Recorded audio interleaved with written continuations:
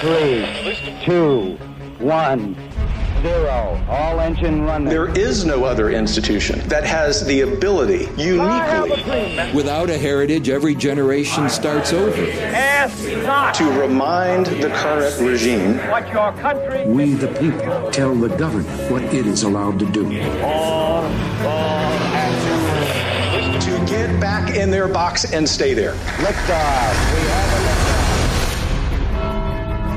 From the Heritage Foundation, this is Heritage Explains.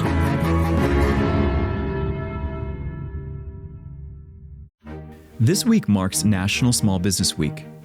Organized annually by the Small Business Administration, or SBA, it's an opportunity to highlight and recognize the contributions of American entrepreneurs and small business owners. The first Small Business Week dates back to 1963, when President John F. Kennedy issued a presidential proclamation to honor the country's top small business owners. On Monday, President Trump issued his own proclamation calling on all Americans to recognize the critical contributions of American entrepreneurs and the small business owners as they grow our nation's economy. Today, there are over 33 million small businesses in the United States that employ over 61 million Americans, almost half of America's private sector workforce. These businesses also represent 43.5% of gross domestic product. So, what exactly qualifies as a small business? Generally, small businesses are identified as independent firms having fewer than 500 employees. Yet, beyond the numbers are real people navigating risk and bringing ideas to life. It is often said that small business is the backbone of the economy, but really it's much more. Small business is the heart and soul of our American economy, and it is small business owners and entrepreneurs who provide the economic lifeblood of our local towns and communities. The spirit of American perseverance, creativity, and even a bit of rebellion is embedded in the entrepreneur. In fact, many of America's most successful businesses began with the humblest of origins, launched from garages, basements, or college dorm rooms by bold founders chasing a vision. What drives today's entrepreneurs to take the leap and build something of their own? What are the many roadblocks? I'm Paul Mullen, a senior associate in marketing here at the Heritage Foundation and filling in for the legendary Mark Guiney on Heritage Explains this week. In honor of Small Business Week, we are pleased to bring you a conversation with Sue Malone, a true titan in the world of small business. As the founder of Strategies for Small Business, Sue has been instrumental in helping over 30,000 entrepreneurs secure capital to start or expand their business. Take a listen to our conversation on entrepreneurship, what it means, why it matters, as well as Sue's advice for aspiring entrepreneurs.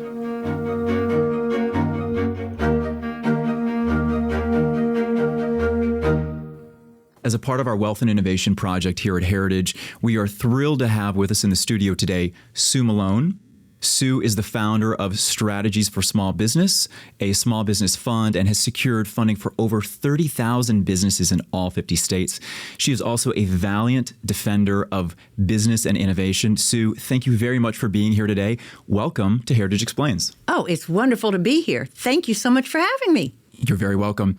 Sue, you've worked with literally thousands of entrepreneurs across every industry. Why are you so passionate about small business? Because small business is what makes America great. It's all about small business and ingenuity and drive, and you get to choose your own destiny. And every large business starts small.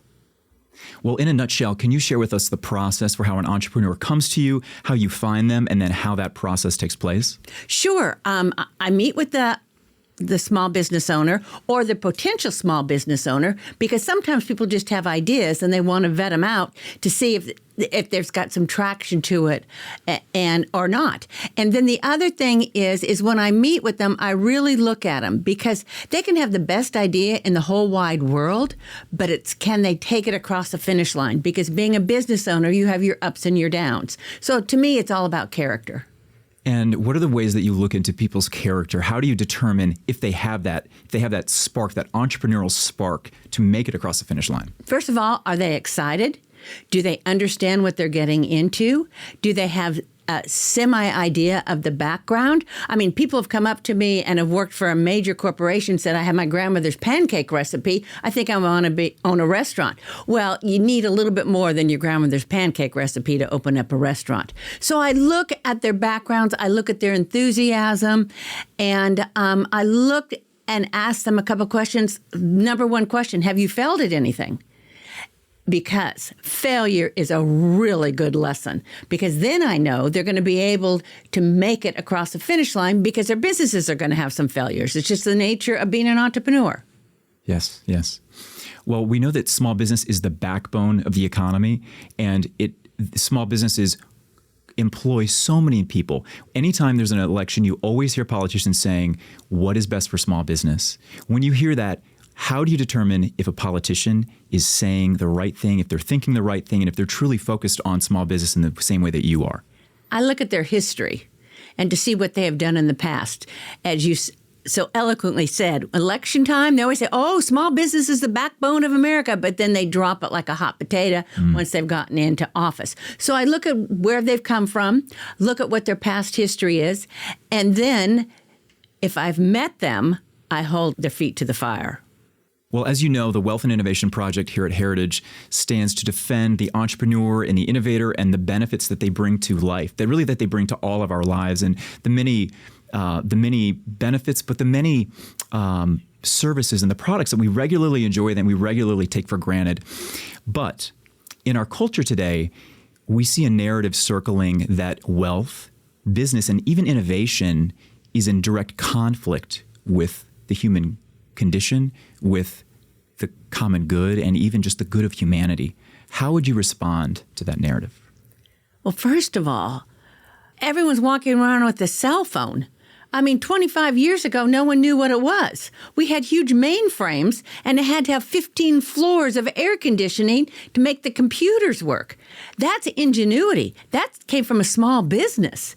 I believe in capitalism. And with capitalism, you get all kinds of new ideas. Plus, when people make money, they usually donate it to things. So it keeps our nonprofits up and running. It's a really nice cycle.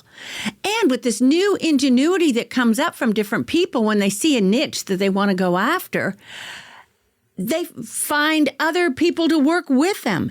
People need people. So not only are small businesses the backbone of America, they come up with the most ideas, they pay the most taxes of anybody, they employ the most people, but they're the ones that keep giving back to the American economy through taxes, through donations, through support of other businesses, startup businesses. In this business ecosystem, you see a lot of businesses that have made it, and they're the first to step out and help the next guy up. That's America. That's beautiful. You mentioned capitalism. Capitalism is much maligned in today's society, and there is not even a good understanding or appreciation for what capital truly is. What is capital? To me, capital is earning your keep, earning your money, and not asking for handouts. I mean, nothing is better. People come up to me all the time and ask for money to start their business. I do not do grants. I do not believe in grants. People need to work for their money and be paid for it and reap the rewards from it. That's what it's all about. That's what capitalism is all about. You know, it seems to me that there's something so pure about entrepreneurship and about the relationship that the innovator has with his customer, because there's something about it that is honest, and it is up to the entrepreneur to have his finger on the pulse of market demand as well as his customer, and is he truly serving the needs of his customer? How do you look at that? Do you think that's correct? How does service tie in with capitalism and entrepreneurship? Yes, it does tie into it. And the reason why is because you have a product and you're not nice to that customer's not coming back. Do you know how much it costs for customer acquisition. So you need to deliver. You need to be nice to your customers so they can come back. Plus, they're the cheapest buzz in the whole wide world. It's cheaper than paying for clicks on Google or anybody. They've got it right there to help you out. That's how a lot of businesses grow, because people trust people. And let's look at Yelp. That's what Yelp is all about. When they first started, you went to a restaurant, you said whether you liked it, people went to look at the Yelp results. That's all they did is capitalize on that. So it sounds like you're saying that capitalism is truly democracy because people are voting with their dollars. Absolutely. There's not a purer form. Well, with those 30,000 businesses, I'm sure, Sue, that you have seen some fantastic success stories and you have some really inspiring stories you could share with us. Could you share maybe just one or two of your favorites? Oh, there's so many of them. As I was mentioning to you, in the green room, you asked me, I'd been in all 50 states, and you asked me what my favorite state is. It was the last one that I was in. It's the same with the businesses. There's a couple that come to mind. There were these two young, recent college graduates that had this great idea of going into parking. And so they kind of went about it in the old-fashioned way of leasing the parking lot and then reselling it to people that go to the local sporting events. So they had big signs out there, come park here, it's $10. And so by the time they were all done at the end of the evening, you have all the aggregators in parking that were putting cars through their system. And they stayed up all night trying to figure out who they owed. And they said, this is nuts. So they developed a technology to solve that issue. And they got their friend from college who was in the dorm with them. So the three of them kind of started it. They built it. Now, did they make some mistakes? Did they have to pivot? Absolutely. But that is a real success story. And the ground up now, is it overnight success? No. As Stephen Jobs said, overnight success is 10 years. These young gentlemen have been in it probably 4 or 5 years. And I've been with them from the ground up because they had something. They saw something. They went after it. They lived on top ramen for 4.5 years. They finally took a decent salary so they don't have to have 15 roommates. So that's one that comes to mind. Another one is a gentleman that lives in California. And as you know, in California, we have tons of fires. And he said there's got to be a faster way to spot the fires. So he developed a technology and a box inside this technology that can place out on cell phone towers or poles out in the wilderness that no one can get to in real time, can see if there's any smoke that comes up. And in that technology can tell the humidity, it can tell the wind velocity, and the fire department knows right away where it's going to go so they can stop the fire sooner. Wow, that's fascinating. What are some things that entrepreneurs and small business owners or prospective small businesses need in addition to capital, in addition to funding? Marketing. The number one thing I see is when people seek capital from me, they don't have enough marketing budget. They said, "Oh no, we'll just go online. Everyone will find us." Okay, really? Do you know how many people are already online with websites? Those days went out in 1989. So. Marketing, you've got to figure out your niche and you've got to put enough money in that niche to get going. And the other thing I see, in fact, I was having coffee with the gal yesterday when she first came to me and I said, you're not ready because you haven't built your budget correctly because you haven't put enough money in for working capital. It always takes longer to get the cash flow going than you anticipate. You can write the best business plan, the best set of cash flow projections, but it always takes longer. In your experience, what are some common threads or some common traits that all successful entrepreneurs have? Tenacity and guts. And they're not frightened. They're willing to jump off that cliff, whether their parachute opens or not. And I guess to that point, what is the spark of entrepreneurship? Many of us have the spark of entrepreneurship. I've heard you say this. But what is the thing that we can do to create the spark and then fan the flame into what is the kindling that we all need? The kindling is you need a couple of successes. But the biggest obstacle is don't let fear get in your brain. I have seen so many people talk themselves out of starting their business or taking their idea that they have and taking it to the next level based on fear. They're frightened of what their family's going to say if they fail. They're frightened that they won't be able to ever recover from this. You can recover. And, your family might talk about you at Thanksgiving because you failed, but by Christmas they're talking about Uncle Harry. So you're okay on that one. In fact, a gentleman that I just recently saw this weekend, he came up with the best idea, and he broached it and pitched it to me about 2.5 years ago. And I said, go map it out. Get a beta for me, because you've got something that's really, really, really good. I mean, it could be $1 billion business. He won't move forward. It's the craziest thing I've ever seen. And since he told me, I could never move forward or share it with anybody else, because that's his idea. Sure, that capital, that intellectual capital, which is also capital. It is. Right. Yes. Right. And what do you think that the reason that he's afraid to move on that is? Failure. Number one, you could see it when I met with him. It was unbelievable. He wanted all of this money, but he wouldn't take the first step. And when you asked me that question early on, what's based on character? It's that. Taking that first step, showing me you have the guts to do it. So one of the things that can be the biggest stumbling blocks or even roadblocks for small businesses is regulation. And there are so many regulations that this city, D.C., hands down from on high. How do you see regulation? How do you see regulations affecting small business? And maybe on the other side of the coin, are there regulations that help small business? Well, I see regulations all the time. First of all, most of the small business owners, as you know, they're lean and mean. So they don't have a whole lot of staff. So they can't keep up with all the new regulations. That's been one of the biggest problems. And then they get fined. And they don't have the wherewithal to challenge the fines, because they're lean and mean and they have to keep their products going. So that's a huge problem.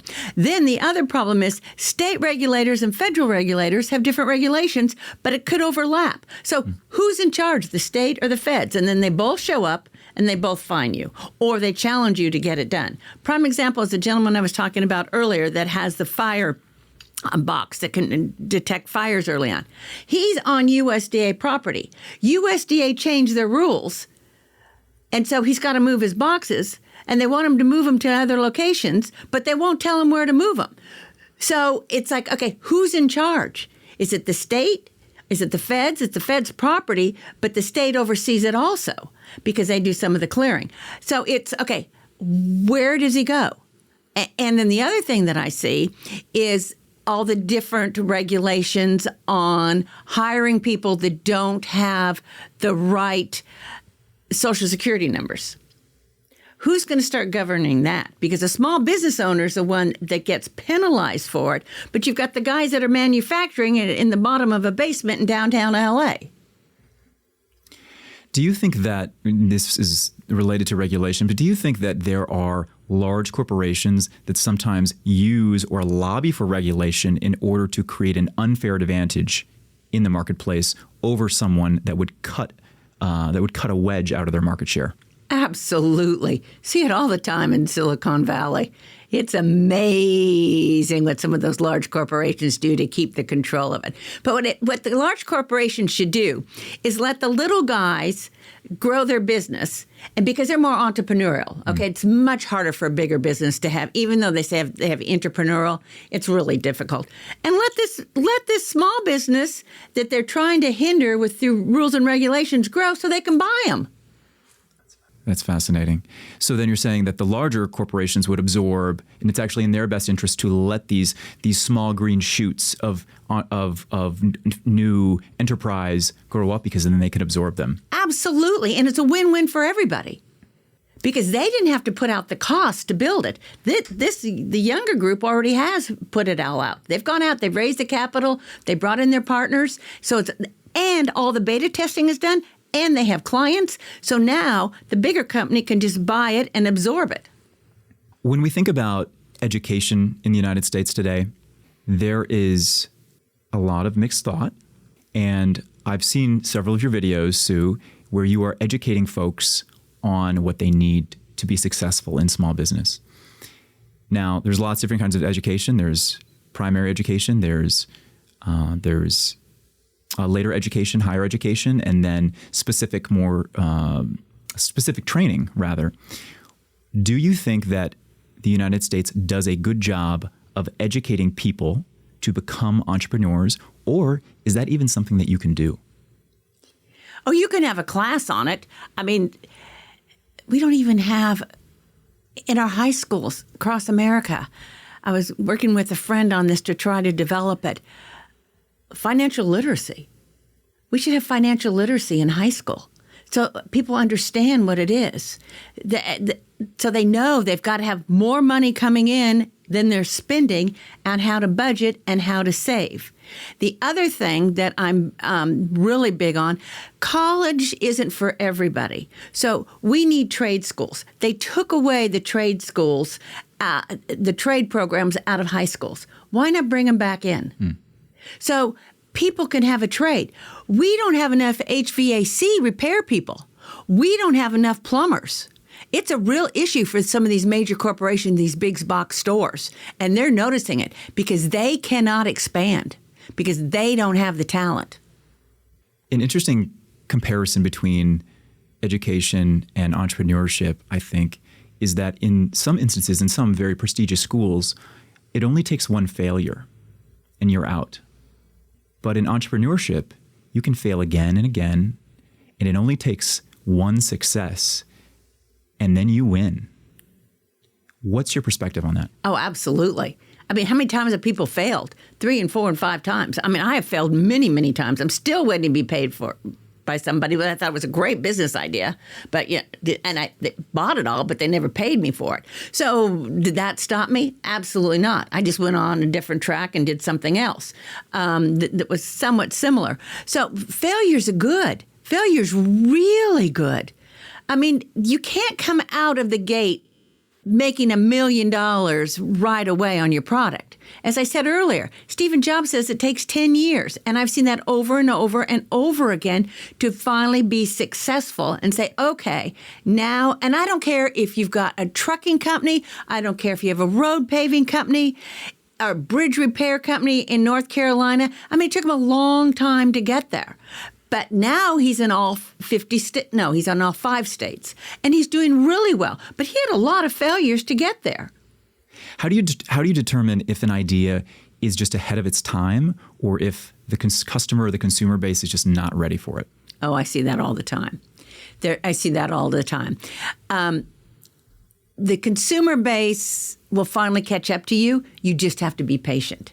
You are going to be ahead of time, so you need to bring in something as an auxiliary so you can keep working on what is going to eventually come to the marketplace. What I really see is I see a lot of business owners and I see a lot of veterans that see a niche that's not being met.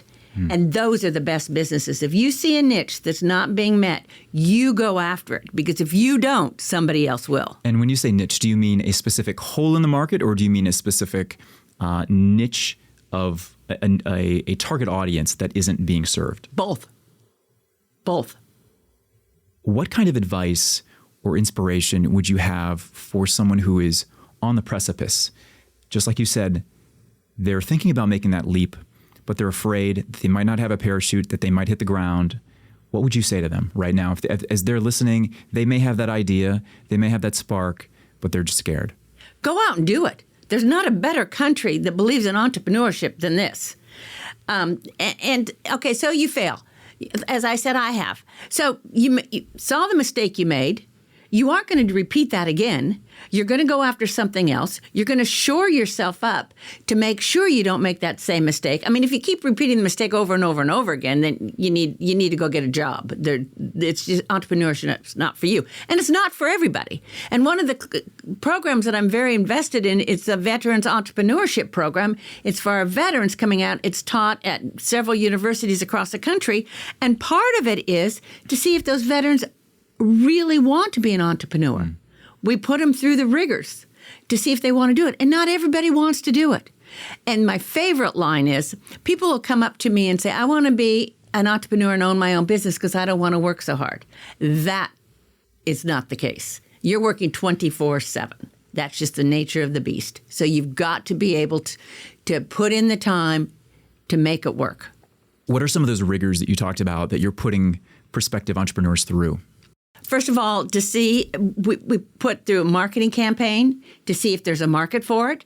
We talk to them about hiring people. Can they hire people? And if they hire people, do they have the wherewithal to fire a person? Because that's really difficult. That's not easy, especially if you have a 3-man shop. It's really difficult. The other thing we put them together with is SWOT analysis to really look at your business to see if it will really work. And what's so interesting is they come in with an idea, and I would say probably 45% of the time, they leave with another idea because I found another niche that works better and fits them better. That's the other thing.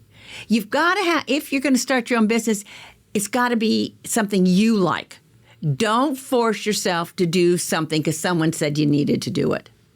Because you're going to be married to that business for a long time, especially if it's successful. Absolutely a long time. And your goal is either to, once it's successful, to give it to family members and or sell it. And it's a great way to build legacy, owning your own business. I've seen that over and over again in inner cities, that it's their way of building a legacy for their family. Tell us a little bit more about that in the inner city business, starting a small business in the inner city. There's one inner city that comes to mind, and it was a pretty blighted area. So we got together, we put together an association. So they had support because small businesses need support because sometimes it can be very lonely. But the bulk of the people that were starting the business, the reasons why they were doing it is they had something to leave to the next generation. They wanted a legacy, and they wanted their children to be able to earn their own money. So a business is really an asset. Absolutely. Because it's bringing money in on the balance sheet. For people who aren't necessarily familiar with those concepts, a balance sheet, can you break down what that is and why it's so important to a small business? Absolutely. Well, first of all, the number one thing is you put together your financials, which is a balance sheet and an income statement. But the key to all of this is cash flow. That's where I see a lot of businesses having a problem because it ebbs and flows. So you've got to, and it's never going to ever be linear. That's going to be the same all the way across. So you've got to be able to substantiate yourself and sustain yourself as it ebbs and flows. So you've got to have an income statement so you know how much money you're bringing in and what your expenses are. Then you also need to have a column with the percentages.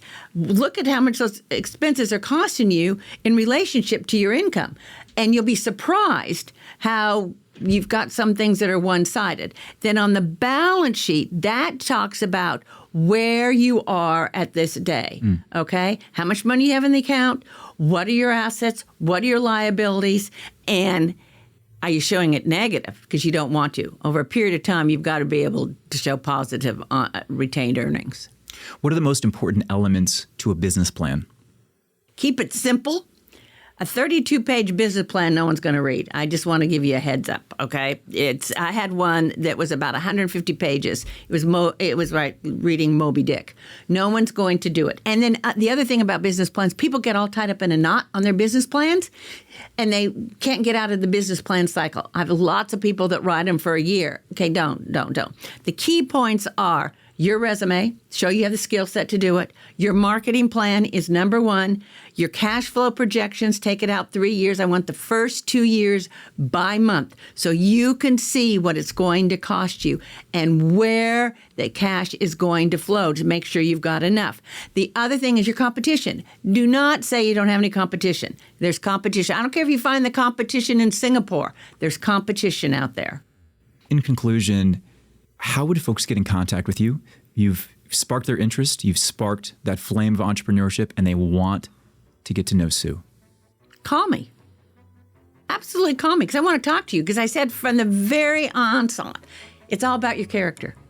All about your character. So you're welcome to give me a call. Fantastic.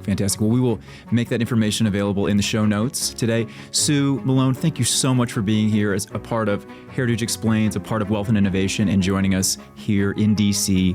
at Heritage Foundation. Thank you so much. Well, thank you for having me. It's a delight. Thank you to Sue Malone for her contribution to today's episode.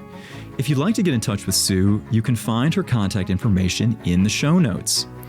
Our conversation was a part of the Heritage Foundation's Wealth and Innovation Project, which stands to defend entrepreneurs and innovators as their freedom and creations raise our standard of living and enable us to live longer, richer, and more purpose-filled lives. You can find out more about the Wealth and Innovation Project on heritage.org. And finally, thank you as always to you for listening to Heritage Explains. You can reach out to us with any thoughts, questions, or suggestions at heritageexplains@heritage.org. Take care, and we'll see you next week. Until then, happy Small Business Week.